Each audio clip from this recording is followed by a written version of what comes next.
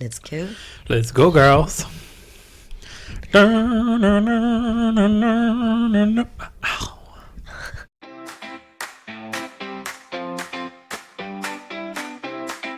Bonjour et bienvenue dans Verbouille, le podcast qui commence par un verbe et qui peut finir en couille. Aujourd'hui, on fait un brise-glace exceptionnel. Nous n'avons pas d'invité. Je suis avec Marie. Salut. Et Mathieu. Bonjour. Ce fameux petit trio. Je suis Elodie. Je me présente jamais. C'est vrai ça, hein. Putain, c'est incroyable. Ouais. On est avec Elodie. Comme Tous quoi, ces temps, moi je pensais que c'était Miss Piggy. Hein. Tu sais que j'ai une photo de moi avec un t-shirt Miss Piggy que j'adorais, que je peux plus mettre parce que j'ai pris 10 kilos, voire 15 depuis. Non, t'as pris des nichons. Et oui, si seulement. Et je m'étais fait un brushing de folie ce jour-là et je me suis prise en photo comme ça. Et je me suis dit, mais putain, mais quelle mise en habit.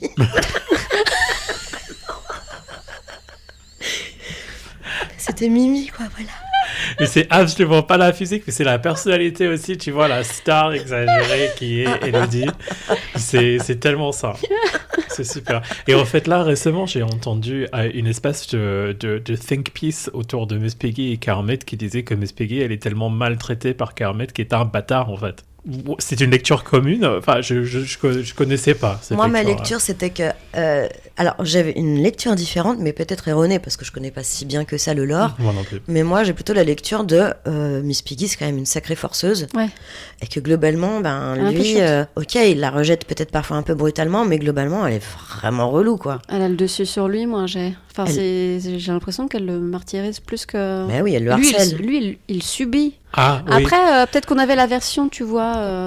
C'est la patriarchie qui parle, je pense. C'est la patriarchie. Parce Oui, que oui, c'est des possible, fois, c'est possible. On n'a pas il se rapproche à elle. Il a besoin de Miss Piggy. Ah Il oui, mais est ça, dans c'est ses l'ego. bras. T'as quand même besoin que la personne existe Oui, pour ça, exister. c'est de la maltraitance. C'est de la C'est vrai. violence domestique. Faudrait que je re-regarde. Mais ils n'ont pas mis l'accent que sur lui ayant besoin d'elle. Hein. Ils mettaient surtout l'accent sur elle, le harcelant de Voilà. ouf, et lui essayant de se défendre sans être trop...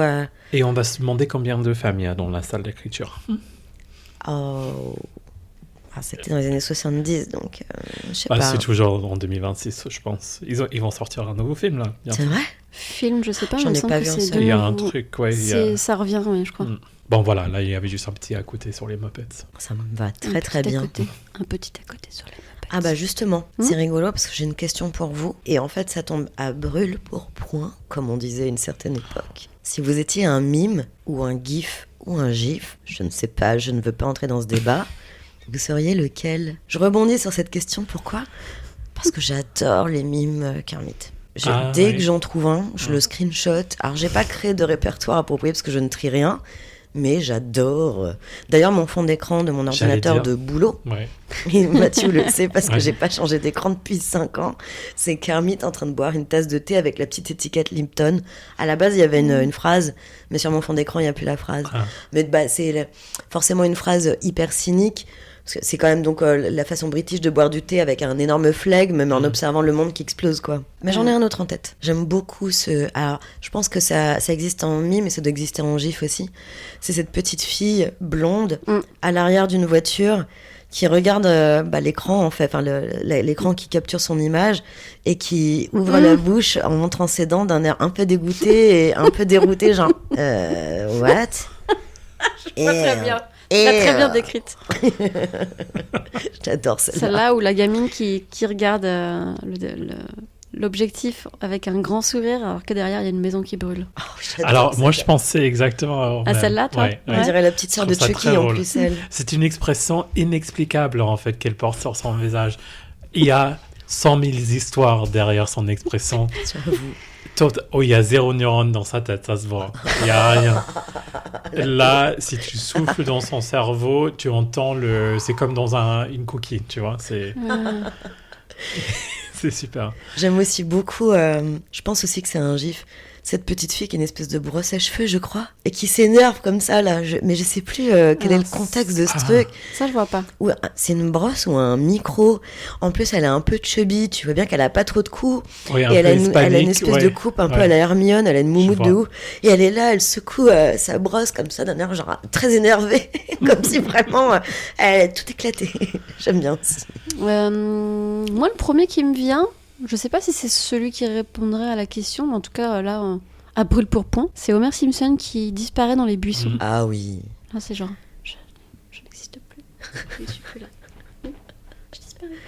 tu me vois, tu me vois plus. Tu me vois, tu me vois plus. Alors, j'ai 2 anecdotes. Moi, enfin, une anecdote pro qui était... j'ai bossé dans une entreprise en Angleterre avant de venir en France, très brièvement, parce que l'Angleterre n'est pas pour moi. Et au travail, au lieu d'utiliser Teams ou Skype, même à l'époque, on utilisait Facebook for Workplace. Et du Jamais coup, entendu parler de ça de ma vie. ça a existé, ça existe toujours, je ne sais pas. Mais en gros, c'est Facebook, mais totalement isolé, enfin un environnement isolé pour ton travail. Ouais. C'est un peu comme les Yammer de l'époque, les trucs comme ça, tu vois, les espèces de réseaux sociaux pour le travail. Mais ça ressemblait à Facebook, ça opérait exactement de la même façon que Facebook avec le chat et tout ça. Et du coup, on avait un groupe où on se parlait tous, enfin c'était un groupe de superviseurs et de managers. Et quelqu'un a mentionné Spider-Man, du coup ça a provoqué quelqu'un d'autre d'envoyer un meme Spider-Man. Et au fait, tu sais quand tu vois juste le début du meme lorsque tu essaies de le sélectionner sur l'écran, enfin tu ne vois pas forcément dérouler l'ensemble du meme. Si le meme est assez long, c'est le gif il est assez long, tu vois pas le déroulement de tout le truc. Okay. Au fait on voyait Spider-Man voler. Ouais. Mais à la fin... Mais à la fin, Spider-Man, au lieu de jeter des toiles d'araignée de sa main, il éjacule. Éjacule sur la tête d'une meuf. Oui, c'est une espèce de mélange entre Spider-Man et le happy shot d'un porno. Mais la personne n'avait donc pas vu la fin. N'avait pas vu la fin. Et du coup, ça a été totalement pardonné. Mais en même temps, on était tous par terre de rire, tu vois. Ça a créé une bonne émulsion au sein du groupe. Je pense que j'ai crié quand je l'ai vu. Je pense que j'ai carrément crié dans l'open space. Parce que, mais vraiment, et dans le contexte, et la personne qui l'a envoyé, c'était pas la personne qui allait faire ça, c'était vraiment tombé sur la mauvaise personne, tu vois. C'était un coup dur. Ça peut pas arriver sur Teams parce que les gifs sont triés par Teams. Tu sais, quand tu fais des recherches avec des mots-clés, tu peux jamais tomber sur quelque chose de problématique. Ah oui? Je pense qu'ils ont créé leur... C'est des choses qui existent à l'extérieur, hein, parce qu'il y a les mimes très connus, les gifs très connus, mais je pense que c'est très trié. Ouais, j'ai retrouvé le même gif des années après. Je pense que je peux essayer de le retrouver pour... tu peux nous l'envoyer, s'il te plaît, sur le groupe WhatsApp Verbouille. Ouais, je vais regarder, je vais chercher des mots-clés à Spider-Man, éjaculer, tu vois, les typiques des sondages. Cum Spider-Man. Et l'autre, du coup, c'est le meme qui est vraiment moi. Alors, je sais même pas si vous allez connaître cette personne, hein, mais grosso modo, c'était la semaine du 15 novembre à Paris, et moi, j'étais en Erasmus. Et grosso modo, j'étais très jeune, j'avais toujours mon cerveau qui était en train de développer. Moi, j'ai pris tous les événements du 15 novembre comme si c'était une attaque personnelle contre moi. 13 novembre. 13 novembre. Ouais. Ouais. Voilà, aux alentours de ce moment-là. En fait, je suis presque sûr qu'au jour le jour, c'était le 15. Parce que, grosso modo, il y avait un événement où ils ont trouvé d'autres personnes avec des bombes dans un appartement quelque part dans le nord de Paris. C'est ça mon souvenir. Et du coup, moi, j'étais dans le truc comme si, tout ça, c'était moi le main character de l'histoire et que je faisais la drama queen par excellence.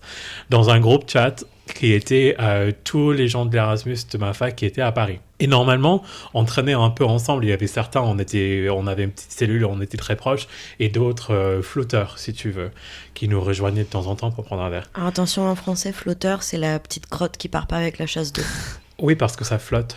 Oui, c'est merci, genre... ouais. Et d'ailleurs aussi, j'ai envie de dire que ces gens... Je me réexplique ce que je Ouais. m'explique. Pardon, je t'ai fait un peu de woman's planning. Oui, merci. J'ai compris. Ces gens-là étaient vraiment des flotteurs au niveau de caca aussi, au niveau de l'ambiance, parce que c'était pas des gens super intéressants, tu vois. Okay. C'était pas dans mes préférés.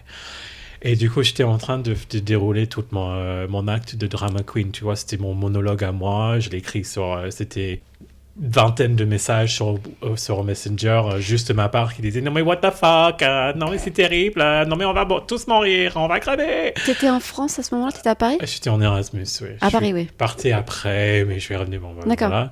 J'étais à Boulogne, du coup, c'était vraiment je le centre. Arrivé en 2017, mais en fait, t'as déjà fait un passage à... Oui, 2018, je suis 2018. arrivé. Ouais. Et j'ai fait un passage 2014-2015. D'accord. Ah oui, t'étais pas au bon moment, au bon endroit, au bon moment. Non. Du coup, je vivais à l'époque à Boulogne-Billancourt. Ouais. Du coup, j'étais vraiment au centre de l'action du 13 novembre. J'étais vraiment... Proche Saint-Denis, quoi. J'étais parmi les plus frappés par cet événement. Voilà, voilà, j'étais vraiment au milieu de tout ça. C'était au cœur de l'action. Oui. En plus, t'achetais cachère à l'époque. Hein? Non, c'était pas les mêmes dates d'ailleurs. C'était en C'était janvier, encore Cachère. ouais. Cachère. Oui, parce qu'en janvier 2015, il y a eu une prise d'otage, je crois. Ouais, c'était l'attaque contre Charlie Hebdo. Il y a eu- Ah, il ça y a c'était eu- de l'année d'avant. Ah oui. C'était l'année d'avant. C'était la même année, mais c'était en janvier. Oui, Et, et moi je serais les arrivé du attentes- coup en septembre. Oui. Oui. D'après. Et donc, il y a une fille de ma promo qui a dit non, mais vraiment, il faut que tu te calmes là, tu es vraiment insensible et il y a des gens qui sont vraiment impactés par ça. Tu vois, elle m'a fait la morale directe. Elle t'a remis à ta place. Bon, elle a tenté. C'est une flotteuse. Et du coup. Oui, elle était sacrément chiante. Charlotte, si tu nous écoutes, t'es une connasse, je t'aime toujours pas. Voilà, je l'ai dit. Non, c'est pas valable pour toutes les Charlottes. Hein. C'est juste une et normalement elles se reconnaissent si elles écoutent. Si tu penses que peut-être t'es la Charlotte en question, ben tu l'es. Voilà, il peut pas y avoir de doute. De confusion, il y en a pas. Charlotte, si tu te sens visée, je te vise. Mais du coup, ça c'était le groupe chat entre tous les Parisiens Erasmus. Moi, j'ai simplement répondu avec un mime. C'était un mime de I'm so fancy, you already know. Ah. Et Gézilia. Et il fallait que je chante pour que je retrouve son nom. Je vois la chanson. I'm so fancy, you already know. Na, J'ai trouvé le mime. na, na, Ça, c'est le na, mime na, na, na, que j'ai na, na. renvoyé. C'est quoi cette C'est bouche Iggy Azalea avec un énorme faux sourire sur sa tête, avec du texte autour qui dit « Crying on the inside. Ah ouais, je voyais pas It's le texte. alright. I'm not even sad. I'm okay. I'm fine. No, really. Hein? I'm okay. » Ah, Donc, j'adore. voilà, j'ai J'adore, envoyé ce mime. Ce mime est jusqu'à... Enfin, ce mime est toujours dans les 5 derniers messages dans cette discussion qui est parti dans le silence absolu depuis. Ah, vous avez... Et les autres messages Typical. sont moi qui reviens de temps en temps se foutre la gueule du monde en disant « Ça va les gars ?» Et j'ai dû faire ça pendant 3 ans après le vrai événement, tu vois. Ah ouais. C'était assez drôle. C'était le moment où quelqu'un a essayé de me mettre à ma place, mais ça n'a pas Good marché. luck. Voilà, je posterai les mimes sur Instagram si cet épisode sort un jour. T'as appuyé sur le bouton enregistrer là? Oui, ça enregistre. Tu me fais peur. Tu me mets le doute en plus, mais si c'est rouge. C'est tout rouge. Faut que j'arrête, j'ai des choses qui me viennent en tête, ça va pas du tout. Ah, comme ma bite? Je sais pas. Ouais. Ça, c'est une chose qui me vient, moi. Ah non, la tienne, elle me vient dans l'oreille souvent. Aïe. Je crois que c'est un nom, ça, non? De quoi? Une bite dans l'oreille, j'ai entendu ça récemment, mais je pense que j'ai fait un blackout parce que je me suis dit, ah bon? Attends, Il y a tu un veux dire nom qu'il y a une bifle, mais dans l'oreille? Il y a un nom pour la bifle dans l'oreille. Oui, je vais faire un peu de clavier, ça va s'entendre, désolé, mais je crois vraiment une qu'il y a un recherche truc. Ouais, oh, putain, c'est bon. Sur son ordinateur, Du boulot? du boulot. Ah, on a le droit de le dire, ça, ou pas? Peut-être pas. Hein. Bif, il peut le couper Parce si elle que a je crois envie. hein. je crois que ses collègues, ils écoutent, non? Oui, mais là, c'est parce qu'en fait, mon ordi perso, et vous le savez très bien, le ventilateur fait trop de bruit. Ah ouais, ouais.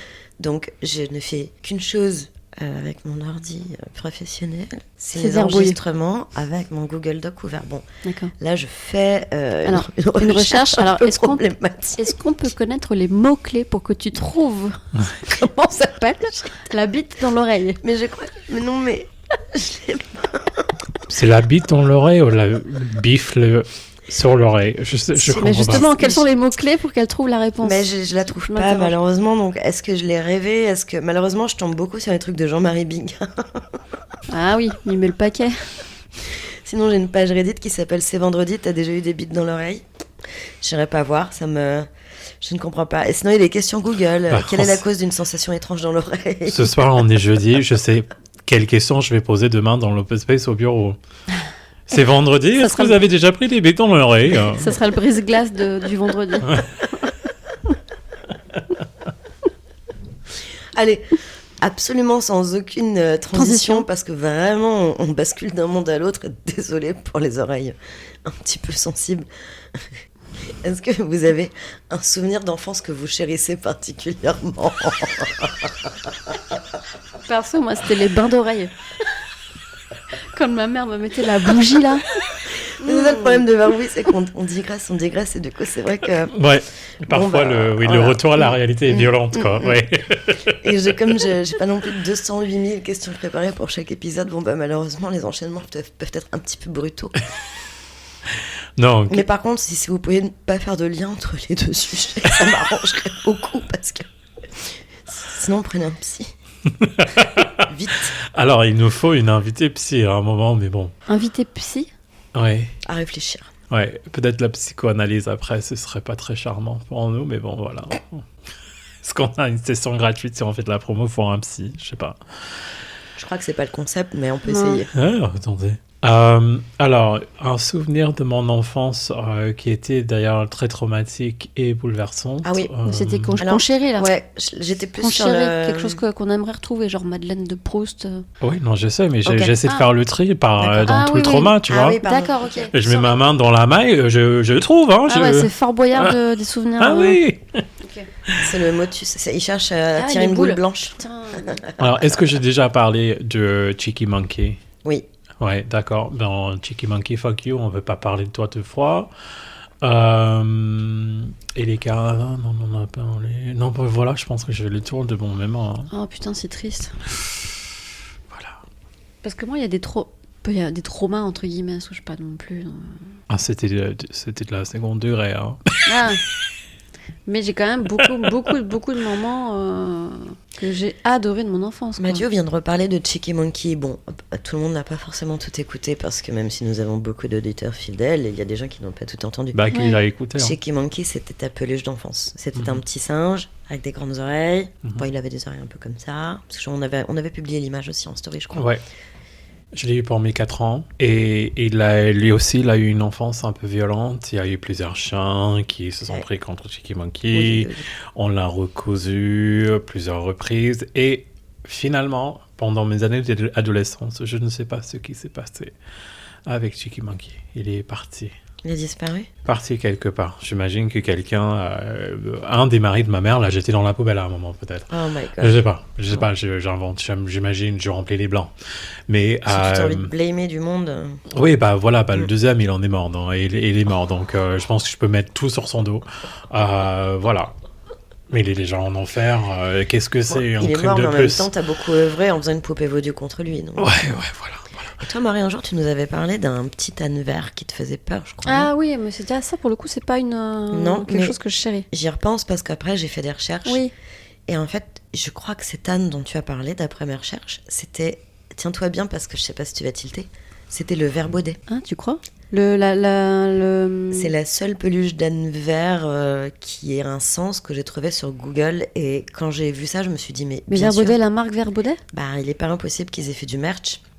Mais attends, mais moi je te parle d'un truc des années 50. Hein. Bah, je sais pas depuis quand ça existe. Parce que mais- moi, ma mère m'avait dit que c'était le jouet le plus acheté, le plus populaire de son année de naissance. Ouais, mais Elle est née en Alors, 1959. est-ce que c'est la marque ou pas? Ça, je peux pas te le confirmer, Parfois, j'ai les pas fait mamans assez de mentent, hein. recherches. Oui, Mais le ver baudet, on cache des choses. Je dis que je suis là pour briser ton enfance.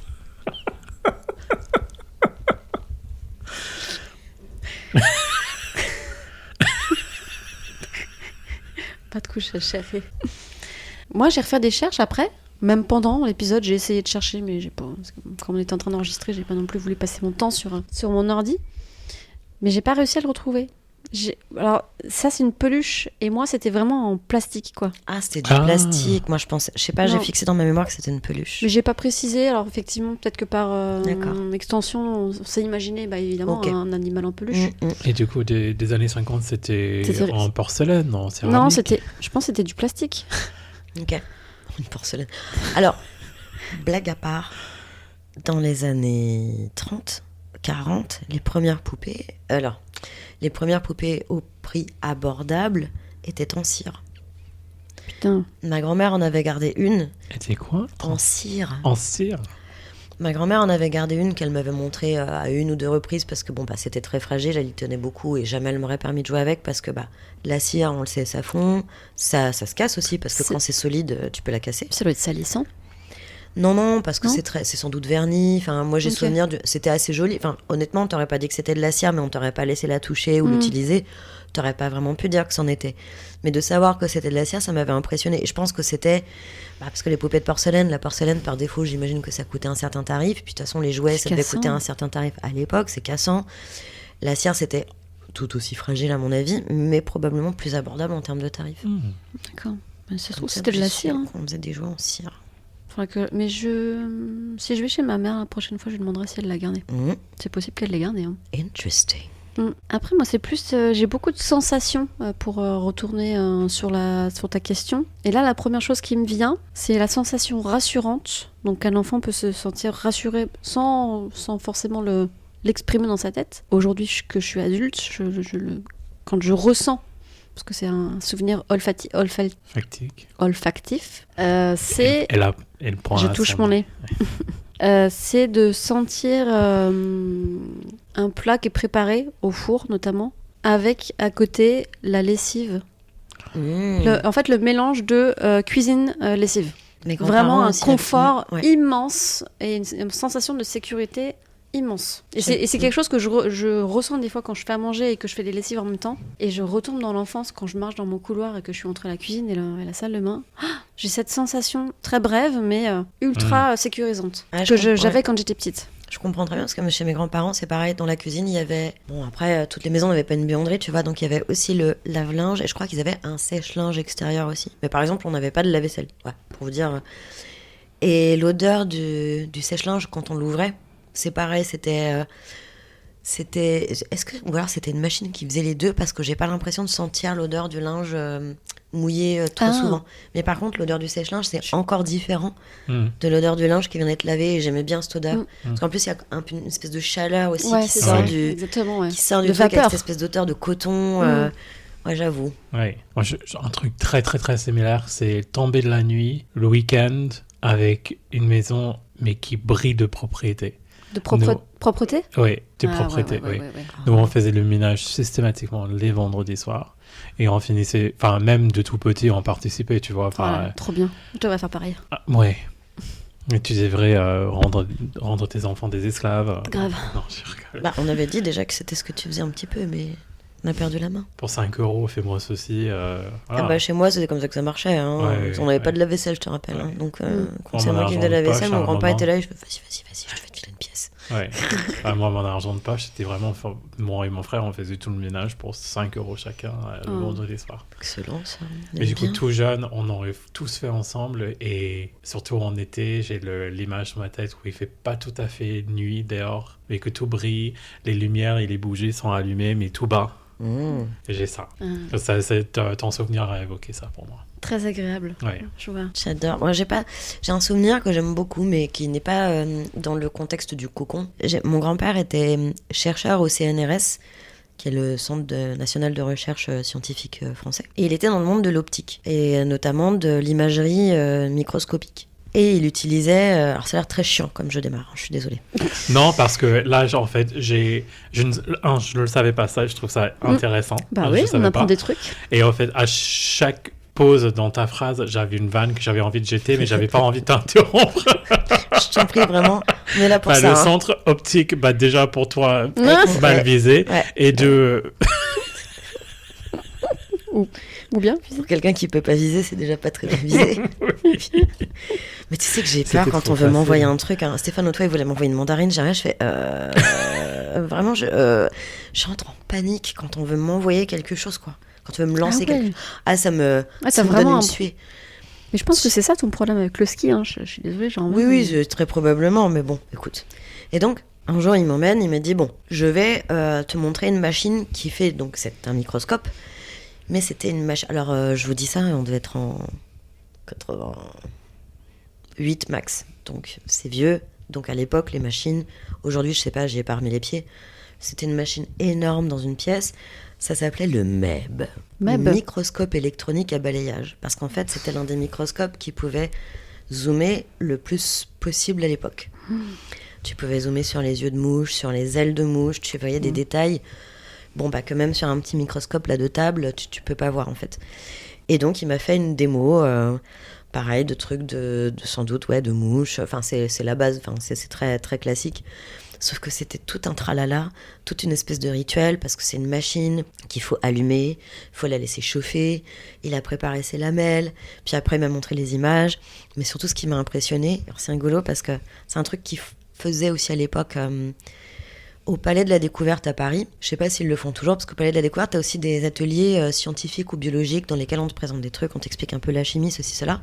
Et donc, fin de l'exposé, il va pour éteindre la machine, et avant de partir, il m'explique, il me dit, par contre, c'est une machine énorme, qui chauffe énormément, et pour la refroidir plus vite et l'aider, on va verser dans la pièce de l'azote liquide. C'est fou. Donc ils avaient une cuve géante dans la pièce d'à côté, remplie d'azote liquide, dans laquelle, avec évidemment toutes les précautions du monde, parce que rappelons que si on plonge un membre humain dans de l'azote liquide, il en ressort en état de pierre. Hein. Donc, je sais plus exactement comment il a fait, mais il plonge un récipient, sans doute, qu'il sort sans lui-même toucher le liquide, sans doute qu'il avait des gants dans tous les sens, machin, et boum, il verse comme ça dans la pièce où il y avait le... Et donc, l'azote liquide, quand ça roule, quand ça glisse sur le sol, ça fait des milliards de microbilles qui se baladent et ça a tout refroidi, ça fait de la fumée, un peu comme dans les restaurants gastronomiques, là, où ils font des trucs un peu atomiques. Des huîtres sur un plateau. Oui, qui fument dans tous les sens. Donc voilà, ouais, c'est... Bah, je sais pas, j'aime bien ce souvenir parce que, fondamentalement, soyons honnêtes, quand on a cet âge-là, on n'est pas supposé être fasciné ni très passionné par de l'imagerie optique, bon, même si on est un peu curieux de la nature, tout ça. Mais en fait, j'ai trouvé que, bah déjà, ce qui est rigolo, c'est qu'il m'y a quand même emmené genre un week-end où il y avait vraiment 0 collègue, parce qu'à mon avis, il n'y avait pas trop le droit de faire entrer des gens de l'extérieur. Oui. Mais lui, il avait un pass 24/7 sans doute. Donc je trouvais ça mignon d'avoir la chance de pouvoir rentrer dans ce truc, dans lequel je remettrai jamais les pieds, qui monte cette machine géante, qui faisait partie un peu de sa vie, parce que pour moi, c'était un mystère un peu son métier. Donc ouais, je trouve ça... assez mignon. C'est mignon, ouais. Donc, son job, c'était de regarder des très, très, très petits trucs. Non, ça, c'était... non, je pense pas que ce soit son job à lui, parce que lui, il était dans l'optique, mais lui, il était... verser l'azote. Oui, c'est une passion azote. Non, je pense que lui, il était plus dans... Alors, je vais avoir du mal à l'expliquer, parce que moi-même, j'en suis pas sûre dans les détails, mais lui, il était plus dans les ondes optiques. Dans tout ce qui était oscilloscope, tu sais, les oscilloscopes, c'est ces machines qui te montrent l'onde comme ça, dessinée et qui bouge. Je crois avoir compris qu'il y avait un gros débat dans ma famille parce que mon grand-père était quelqu'un de relativement humble. Il a participé à des équipes de travail au CNRS. Et ma grand-mère, régulièrement, lui en voulait un petit peu parce qu'il n'avait jamais essayé de briller pour avoir aidé à faire une découverte qui s'appelle, je crois, le flying spot. Et le flying spot, c'est d'avoir mis en exergue ce point, qui est le point qui voyage pour former cette sinusoïde sur l'oscilloscope. Ok. Je peux pas expliquer plus en détail parce que ça me dépasse totalement. Mais à la maison, c'était rigolo parce que lui, il avait une quantité de matos impressionnante. Il avait des tas d'oscilloscopes, il avait des tas de microscopes.